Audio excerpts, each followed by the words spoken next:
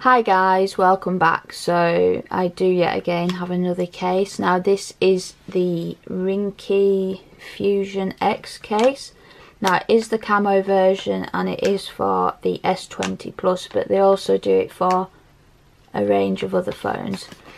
So let's just get straight into this. Nice simple packaging here from Ringke. Got a little booklet inside with 20% off. You've also got, it did have film on, but I've already took that off, so there's no need to bother with that. So it is a clear camo case. Now you do have your cutouts on the bottom.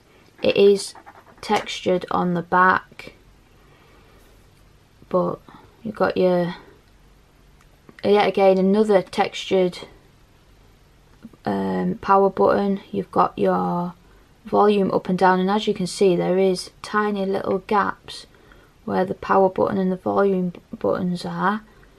You've also got some little holes here which is for the lanyards that they also do. You've got some on the other side as well.